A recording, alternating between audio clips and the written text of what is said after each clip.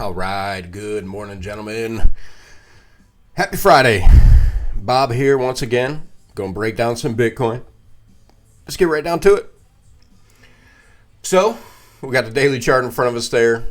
I'll just say what I see here is that Bitcoin just refuses to break this damn trend line here, this downtrend.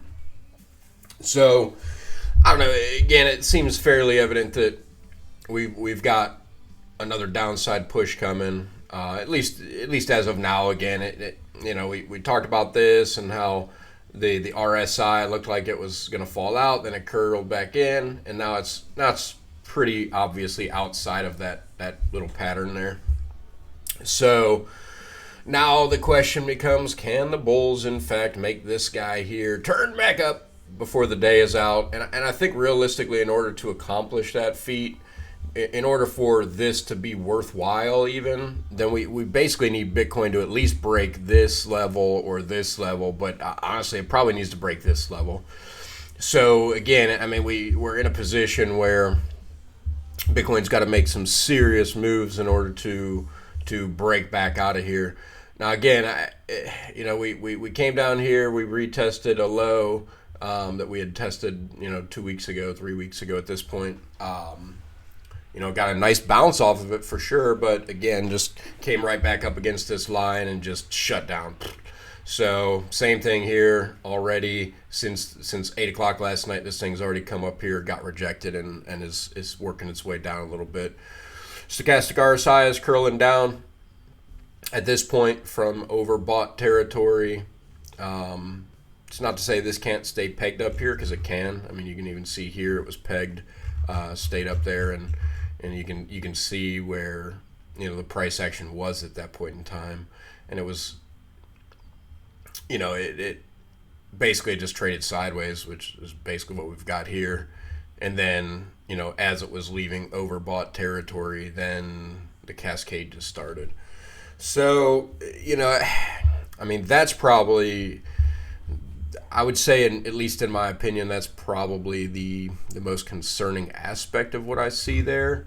Otherwise, honestly, again, things are just staying around in the way that we've been looking at them. I've got these trend lines on my MACD signifying the giant falling wedge, which from the day, I did that on a weekly chart, and you can see here on the daily that it does fall out of the range at certain points, but all in all, it's actually stayed in there fairly well. Now what you'll notice here, and one thing I'll kind of point out, is that anytime the MACD falls below this like horizontal line right here, this like midpoint, that's where all the price action is really negative, right? So you can see here, it was negative. Well, it was working its way down in this particular spot right here, but once it did work its way down and it actually curled back up, you can see that we started to get that nice positive ascending action here, right? So in this case, we've come back down. It wants to curl up, so it is curling up. That's a positive sign, but you can see there's very little. The MACD histogram is pretty weak there. So, and then we got this little guy down here. This trend line, and it looks slightly different from this view, but again, the uptrend's lost. All right, so I think that part right there on the daily, the uptrend is lost. But again, we come down here, tap this thing, and it can still burst on out of there. Just how far down is it going to have to go to get that move? Again, it's what we've been talking about, right? Like there's nothing different here. It's just the same conversation about the same stuff. Now let's bring the S&P in here, and after I said I should have put this in the video yesterday morning, but I sent this to Matt shortly after the morning started. I said, look, we started the day. Where was it? So 26th of May at 9:30. So basically, we started the day right here, right? So we were basically right there. Got a nice pop. Ended up on top of horizontal support and resistance, And I mean, I even in the morning I told Matt, I said, look, it's probably going to come up here, come right back down, and then it's going to burst out of there. And what I'll show you here is why I think that would be a feasibility, and then I'll tell you why I think it might be problematic. But so here you can see that the price action has been in this specific downtrend, falling channel right here, right? And then we talked about this yesterday, that maybe if you look at it from a little wider perspective, you can see where maybe you could actually form a bit of a falling wedge, all right, where it's more of an angular fall, and then this is the hard line on the other side. So this, could very well be a falling wedge. But either way, regardless of what this pattern is, falling channel, falling wedge, the simple fact of the matter is, and I've had to readjust my trend line a few times maybe, but to accommodate some of these moves out of the pattern. But this is the first time it's out of the pattern, that it wasn't just like over here before I moved the trend line, it was just that little one green candle above. Same thing here, that was a little bull trap. This one didn't even get out of the line, and then it made one more attempt here before rejection, and then it's managed to hold it. Now the interesting thing is, it could very well, I think the other scenario would be that this thing actually comes up to here first, comes down to this line, and makes the move from there, or or it doesn't necessarily have to come down this far. This is just what has to hold. Like this, if it's going to come down here again, we need to either hold this line right here, this one right there, or this guy. All right. As long as this holds up right here, I don't care about any of this other stuff. This one has to hold. If this one doesn't hold, boom, more downside. 3,300 would be my low side target. 36, 33. Those are the two downside targets I'd be looking at. But again, I think that we've got this decent rounded bottom, and for anybody that's been watching my videos for several days now, or for a lot longer than that, you already know that. I mean, I added this rounded bottom when the price action was somewhere over here even. Like, I just saw it coming. I said, or maybe it was down in here. I was like, man, yeah, this thing's going to come down here, rounded bottom, and just been working through it there since.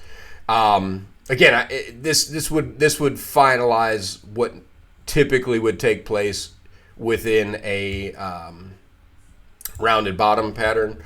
And I could maybe make the argument that, again, this is why I think that it's possible it comes up here first. Now, if it comes up here first, all of a sudden that kind of changes the calculus a little bit here, because again, if it comes up here, then this thing suddenly starts to look a lot more bear flaggish, right? Like we've seen enough of these recently to know how those look. So I would honestly rather it just go ahead and come on down here, prove to me that it's more of a rounded bottom than it is a rise, a bear flag of sorts. I would much rather have that, right? So that's what I'm going to be looking for. Pre-stock, we are up slightly green, but again, if we look at where we're at right now, and I can zoom in on the price action here so you can see it a little better, but we've got a bearish divergence tag up here. That's that little red tag, and you can see each time we had an hourly bearish divergence when as part of this downtrend. The downtrend continued. It's only when you get these bearish divergences during the uptrends that it actually does. It doesn't necessarily. You get smaller pullbacks, but they're quick retracements, right? These pullbacks have been nasty when you get these bearish divergences. So the question now becomes: has this established enough of an uptrend that it's going to negate this bearish divergence? If you take a look down here, you can kind of see where I've got this in a little bit of a rising wedge. Rising wedges break to the downside 2 out of 3 times. So again, my expectation would be that move, and as far as how that would then again relate back to Bitcoin, because you'll notice that the if you were staring at the charts all day as well, you'd notice very quickly that as the S&P does what it is going to do, Bitcoin is following along fairly closely, fairly highly correlated at the moment. So basically, if the S&P makes a nice little move here this morning, maybe we come up here put in another retest of this trend line here. Which again, I've got a few different trend lines on the different charts, but again, this is one that does hold some water as well, right? Like it held up here, and then once it got over here, it held the price action down. So it's definitely still a good valid line. Now maybe we actually come up here, try to take out the 21 today, right? That's a feasibility. Comes up here, puts in a potential bearish retest, but that's got the, if you can see here, I mean, it's moving as we're speaking, so there is some positivity there. But again, I think if the SPX ends up coming down, this thing comes down here, we get our retest down here, and then we're feeling a lot better, because the idea with that rounded bottom on the SPX is that if it does come down and retest that one level that I pointed out, that it will then shoot up off of that level and go this way. Same idea with Bitcoin. Bitcoin would potentially come down here and then just take off, because that's essentially what rounded bottoms should do. If they're playing out the way that they should when it's bullish, right? Now let's just zoom in on the action a little bit closer here. And just see, okay, yeah, and I figured that we'd probably get a nice little bounce there. I've been looking at this morning. We closed out a candle right here, slightly higher low. It is responding accordingly.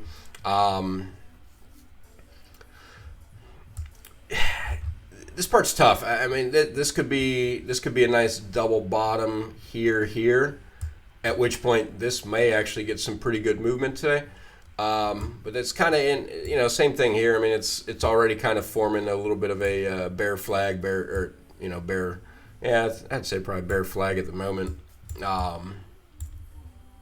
So it's just tough to say, right? I mean, I don't think any of it's a given at the moment. Now, if we go ahead and drop some trend lines here, let's say we had one right there, and then we've got a bottom. Well, this thing's already breaking out to the upside of what would otherwise be. I'll just kind of show you how I would do that. And drop a trend line here. You can already see that in reality it's showing the breakout, which makes sense because we've got a break above this line here, which I dropped as a Fibonacci on there. As you can see, we've got a break above it, so that would make sense. Then what should happen here is, as long as it doesn't make another push up the chart here beforehand, this thing will come back down, retest this area for another potential move to the upside.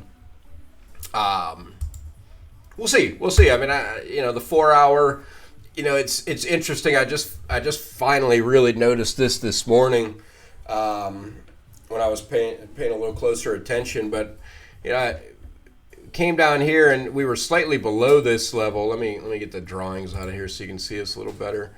I mean, right here you can see that at the 40 level, which is essentially where the bears are not in control, right? Anytime we can, if the 4 hour just continues to sit at 40 or above, then that means that at least the bears are not in control of the price action, and that's really, it makes sense when you think about what we've been dealing with, right?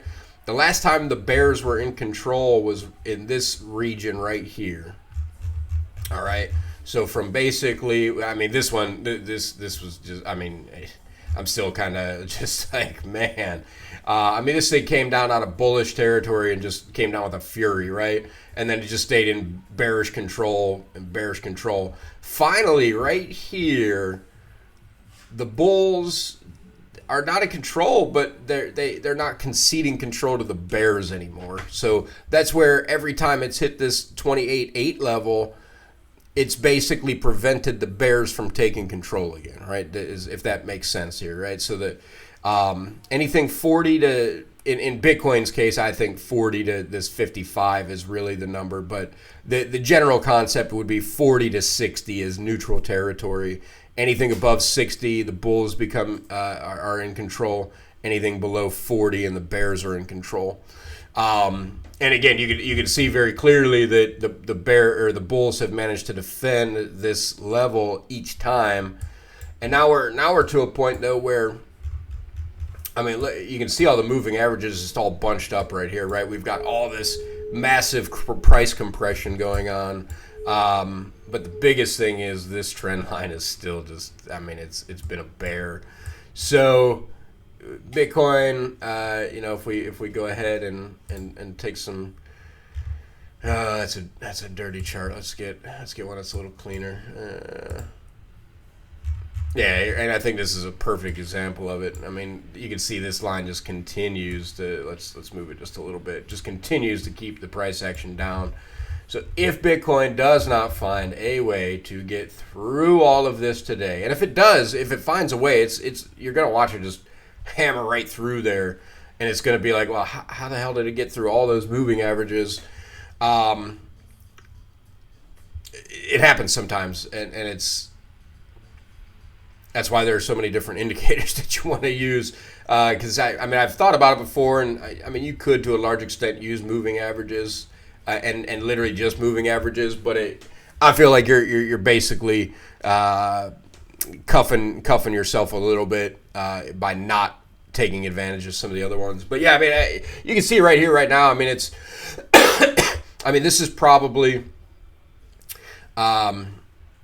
just in terms of me looking at it and like where the 21 is compared to the other ones. I mean, if there is going to be a time where it's going to make a move to cross all those moving averages, this could very well be it, right? I mean, you can already see Bitcoin's making its way towards the 200 on the 15-minute chart here. So, and it's already making a pretty strong move up here. So let's just get one more quick view here. And yeah, I mean, you can see my trend lines here. Let's go ahead and just throw this out there. I mean, to perfection, basically, right? Once again, we got, and I mean, I added this trend. This always corrects me up. I added this particular trend line here. I added that before this actually touched down here. I had this one, and I'm like, well, if it loses that, where does it go? It probably goes here. Boom. It just, this, I mean, 7 o'clock, 8 o'clock, or tough to always get right to those things. But let's move that one out just a little bit. All right, there we go. And you can see here, I mean, it's a good strong volume. I mean, it's only a 15-minute chart, but good strong volume there.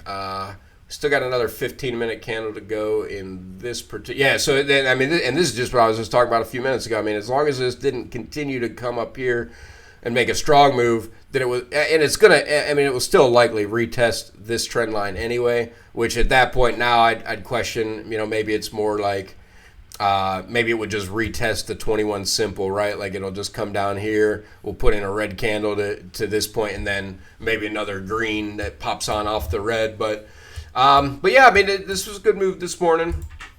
Possible larger double bottom, and if this.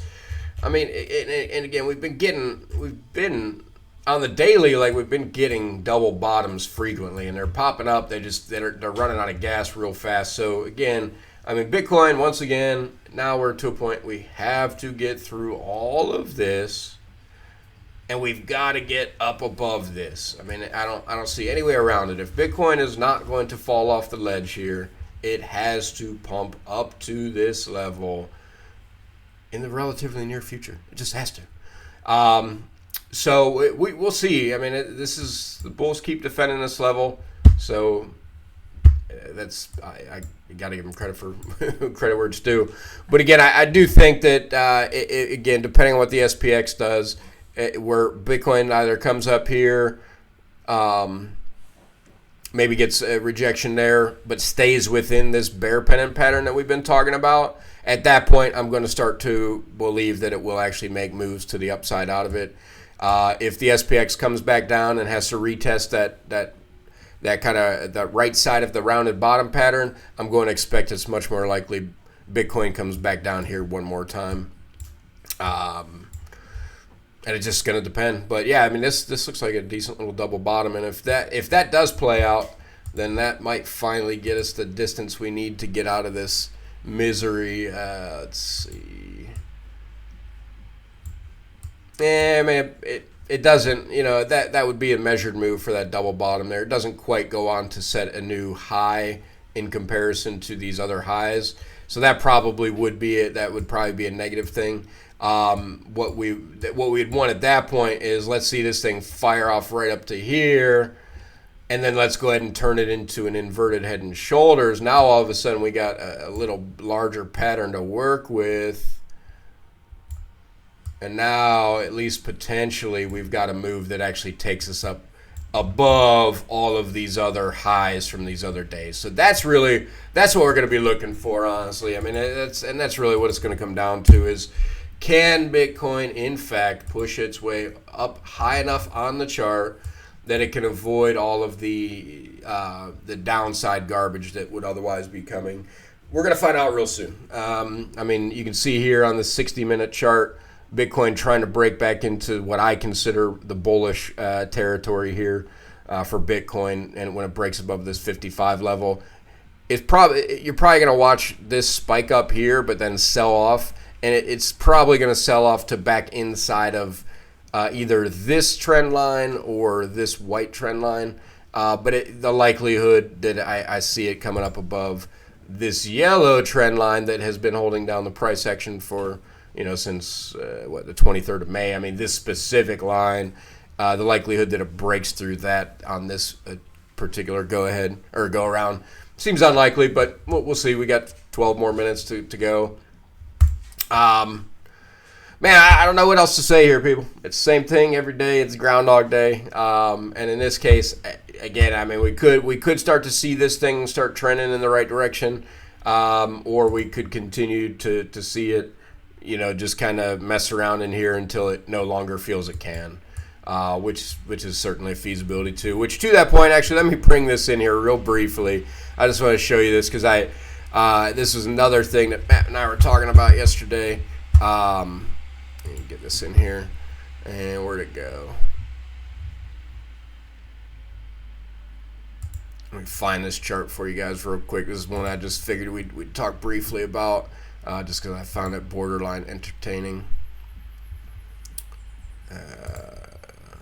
Here it is. All right, so let me bring this guy in. This is GMT, and Matt had mentioned to me yesterday that there was a news article that came out. Give me a second to bring this in. So, all right, so yesterday there was a news article that came out, and right about this point right here, okay. And the news article was something to the tune of, that they're not going to support China anymore, right? So there's a huge amount of revenue that all of a sudden the market is like, oh no, they're not going to have this huge revenue stream. But it's just funny that news came out at just the right time, because if you look at this chart, and the way I look at it, and I guess to an extent what I continue to see with Bitcoin right now is the fact that, again, all it's done is basically it's putting together a Bart Simpson pattern right here, right? So it didn't matter if that news article came out or not. This was going to happen. Like this was natural for this to happen, because it got to a point where it flatlined, right? And once you're flatlined, you need a jump start. What's a good way to jump start something? Boom! Drop it into the abyss, right? Like that's exactly what happened here. And now it's funny too. I probably haven't looked at this chart in a month, realistically. So all of these lines that you see on here are lines that I put on here a significant time ago. Well, look at this line right here. Boom. All that price action that fell below it. Boom. All this price action that took place above it until it came back to double tap back test that line. It's funny. Had I looked at this a little bit sooner, I think this is one that we would have probably gone ahead and bought as a long here.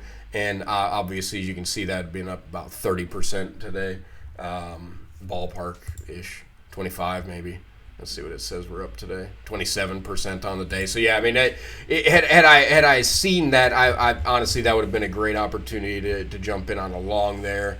Now, is it going to get crapped out right here? Probably. And then maybe it makes one more. So if Bitcoin makes another push down, this thing comes back down. Maybe it double bottoms right here to make a nice. Wow, that chart is it's an interesting chart. Anyway, all right, that's all I got for you guys here. I mean, I just wanted to bring that in and just kind of show you that real briefly, just because I found it so funny that, again, and one of my favorite YouTubers BC backer. I mean, he talks about it all the time. He's like, look, the news comes out when it's supposed to, right? Like the news. The news is coming out to explain things that are happening or were going to happen regardless, at least to a large extent, right? Like that, and that's basically what his general concept is just like, look at the chart. Does it make sense that this was going to happen anyway? All right, cool. Well, here's your article explaining why it is, right? But in either case, again, Bitcoin, we got to see Bitcoin break up here, or this misery continues, and we'll just assume that every time it touches here, bulls will defend. Every time it gets up here, the bears will defend, and until somebody gets exhausted, this ping pong will just continue. And then if it continues much longer, again, just to reiterate this, if this ping pong continues, then we're gonna be looking at GMT. All right, that's exactly what's gonna end up happening. And I don't think that I mentioned this yesterday, but I did want to point this out. I have seen it before where, not on daily time frames, but on much shorter time frames, I've seen it before where you get these sideways moves and you think you've got a pattern, and then all of a sudden it just kind of continues moving, flatlining outside of the pattern.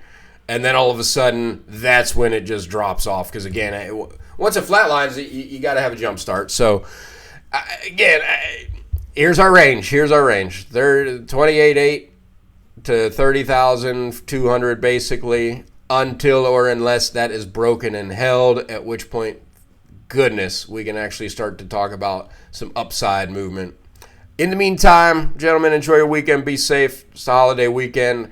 I will not be available on Monday to do a video, so anticipate that you will not have one Monday. However, I will point out before the weekend begins, I do tend to find that the holiday weekends, for whatever reason, tend to favor Bitcoin, especially these Monday holiday weekends, like 4th of July, or not Memorial Day, Labor Day.